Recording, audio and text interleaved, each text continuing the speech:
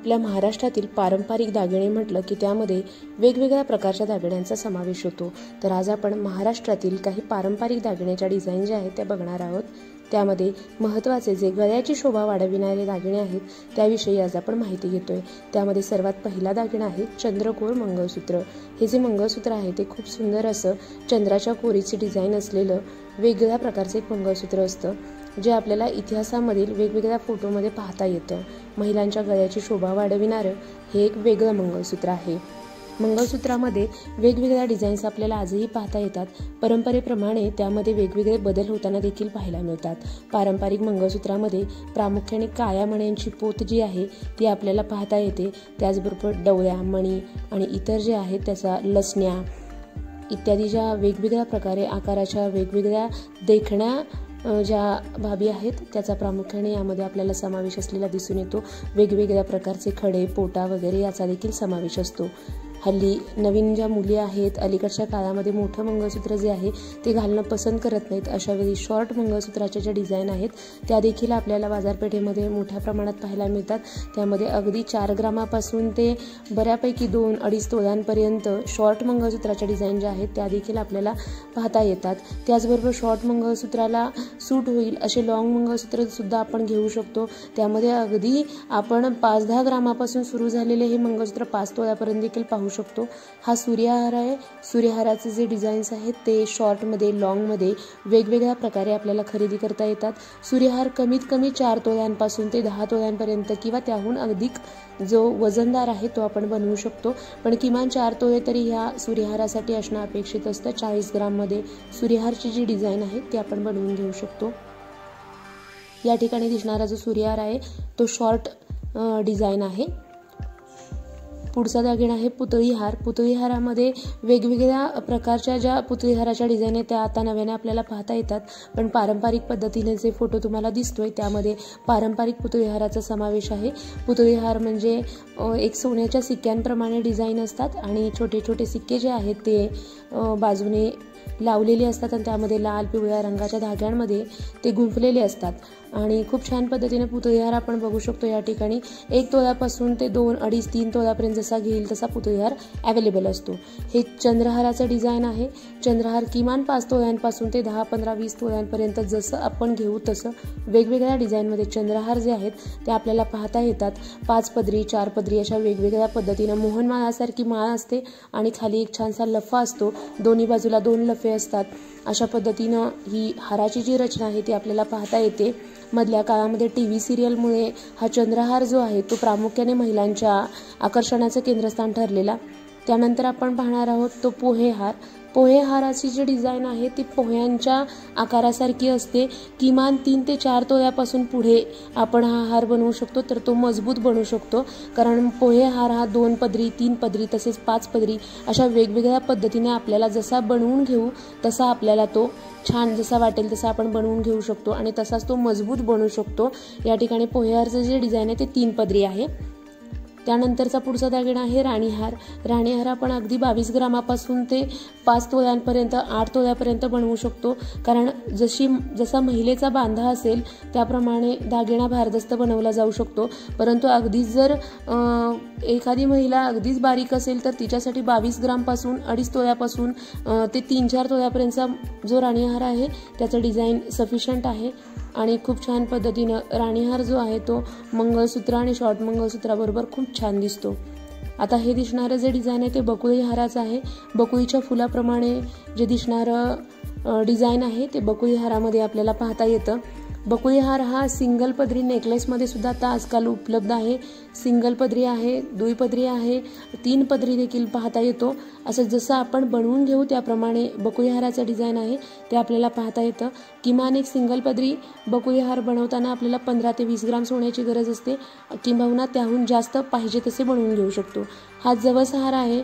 जवस हाराला जवसाच्या मण्याप्रमाणे पूर्वी जवसाचे मणी यायचे, त्या जवसाच्या मण्याप्रमाणे 2 पदरी गुंफलेला हा हार असतो आणि त्याच्यामध्ये लफ्याचा समावेश असतो आणि अशा पद्धतीने जवस हारामध्ये आपल्याला वेगवेगळ्या प्रकारच्या डिझाईन ज्या आहेत त्या आजकाल उपलब्ध असलेल्या पाहता येतात।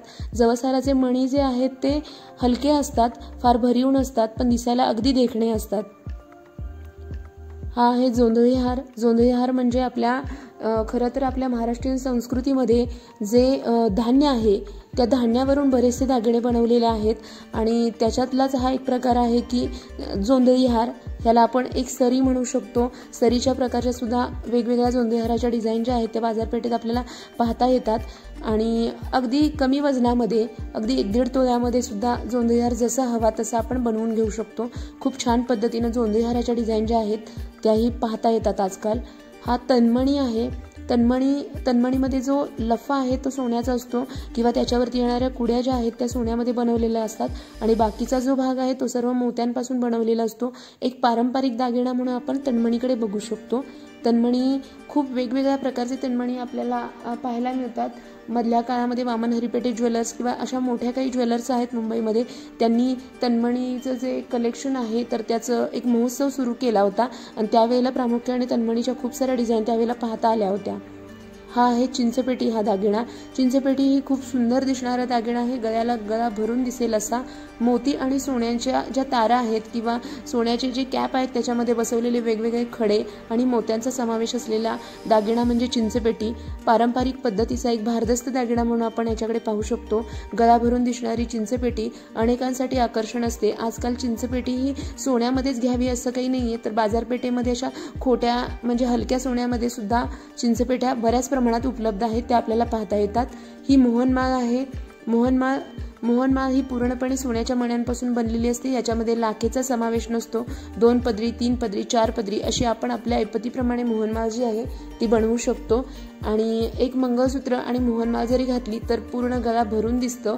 त्यासाठी मोहनमाळ पूर्वीच्या काळी ज्या वयस्कर महिला आहेत त्यांच्याकडे मोहनमाळ फार मोठ्या प्रमाणात आपल्याला पाहता यायची. आजकाल मोहनमाळीपेक्षा वेगवेगळे हार आलेले आहेत, त्यामुळे कुठेतरी हा दागिना जो आहे तो मागे पडताना दिसून येतोय. कोल्हापुराची एक शान असलेला किंवा कोल्हापूरमध्ये बनविला जाणारा दागिना म्हणजे कोल्हापुरी साज. तुम्ही या ठिकाणी पाहू शकता खूप छान पद्धतीनं कोल्हापुरी साज जो आहे त्या साजाचे डिझाईन आजकाल खूप सारे उपलब्ध आहेत. अगदी 3 ते 4 तोळ्यापासून पुढे आपण हा दागिना बनवू शकतो आणि हा 100 ग्राममध्ये म्हणजे अगदी 10 तोळ्यांमध्ये सुद्धा कोल्हापुरी साज बनवता येतो. कोल्हापुरी साजामध्ये असलेल्या लसण्या, कुड्या, इतर ज्या काही बाबी आहेत किंवा जवसमणी हे खूप छान आणि वेगळे आणि आकर्षक असतात. हा आहे चितांग. चितांग हा असा दागिना आहे की जो भरीव असतो आणि गळ्याबरोबर घालण्यासाठी त्याचा वापर पूर्वीच्या काळी व्हायचा.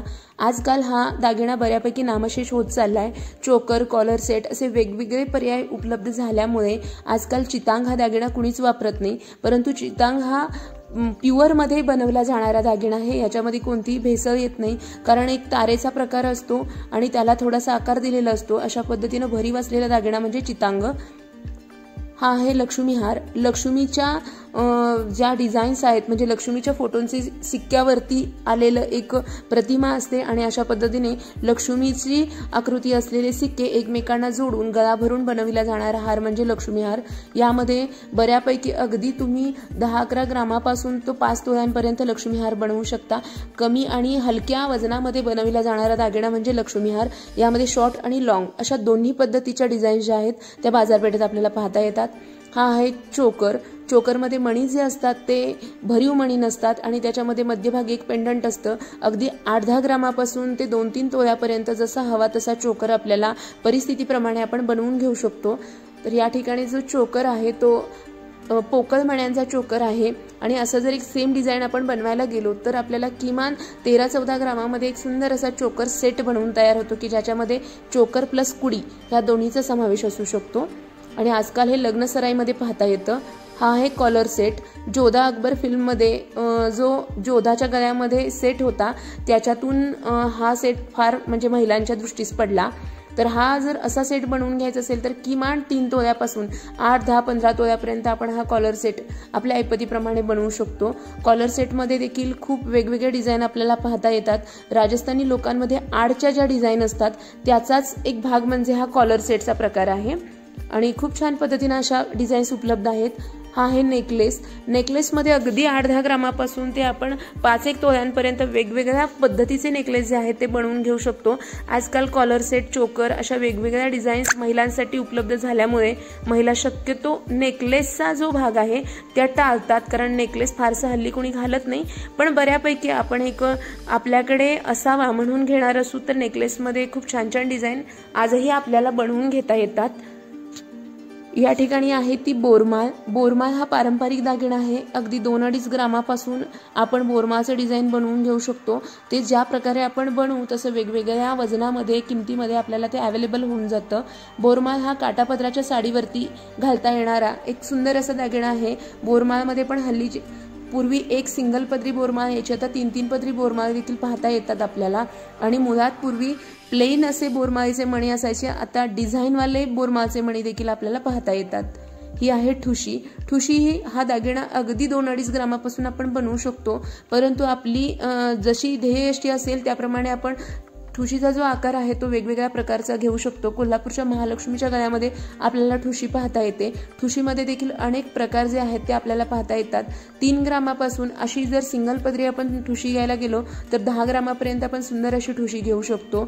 त्याचबरोबर आता ठुशीमध्ये आणखी काही प्रकार आहेत. त्यामध्ये अशी पसरट असलेली आणि 4-5 पदरी असलेली अशी जी ठुशी आहे ती देखील पाहता येते. ठुशीची जे मणी आहेत ते पोकळ असतात आणि छान अशी गुंफलेले असतात एकमेकांमध्ये, त्यामुळे ठुशी आणि ठुशीवरती सूट होणारी कुडी हा एक सेट असू शकतो. ज्यांना परिस्थितीनं चोकर सेट, कॉलर सेट अशा भरीव दागिने घेणे शक्य नाहीये किंवा आर्थिकदृष्ट्या ते परवडणार नाहीये, अशा महिलांसाठी त्यांच्या हौसेसाठी ठुशी हा उत्तम पर्याय आहे.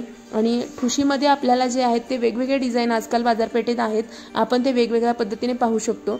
ही आहे वज्रटीक. वज्रटीक हा सुंदर आणि देखणा दागिना आहे. किमान वज्रटीक बनवायला गेलो तर किमान 30 ग्रामाच्या पुढे आपण वज्रटीक बनवू शकतो. वज्रटीकमध्ये असलेले जे वेगवेगळे डिझाईन आहेत ते कोल्हापूरमध्ये आपल्याला पाहता येतात.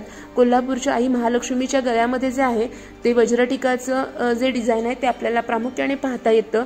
आणि जर आपल्याला बनवायचंच असेल तर किमान 30 ग्रामच्या पुढे वज्रटीक जर आपण बनवली आणि त्याच्यावरती कुडी वगैरे, तर इतर जे काही दागिने गळ्यामध्ये घालायचे असतात ते नाही जरी घातले तरी सुंदर अशी वज्रटीक आपल्याला दिसू शकते. ही चैन आहे. आता चैनीमध्ये पण वेगवेगळे प्रकार आपल्याला पाहता येतात, पण रोजच्या वापरासाठी असलेल्या प्लेन चैनीमध्ये वेगवेगळे जे डिझाईन्स आहेत ते आपण पाहू शकतो. आणि आजकाल बाजारपेठेत अशा वेगवेगळ्या प्रकारच्या चैन डिझाईनमध्ये आपल्याला पाहता येतात. पूर्वी पुरुषच प्रामुख्याने घालायचे, परंतु आता महिलांसाठी देखील वेगवेगळ्या प्रकारच्या लेडीज डिझाईनच्या ज्या चैन आहेत त्या देखील आपल्याला पाहता येतात. खूप छान पद्धतीनं चैन आपल्याला पाहता येतील. त्याचबरोबर हे सोन्याचा हारचं डिझाईन आहे आणि हारामध्ये तर असंख्य डिझाईन आजकाल बाजारपेठेत आहेत.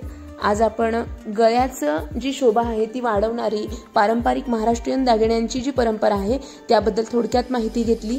आपण पुढच्या भागामध्ये कानामध्ये किंवा इतर वेणीमध्ये, कानामध्ये, पायामध्ये वगैरे घातले जाणारे महाराष्ट्रीयन पारंपरिक दागिने जे आहेत त्यांच्याविषयी सविस्तर माहिती घेणार आहोत.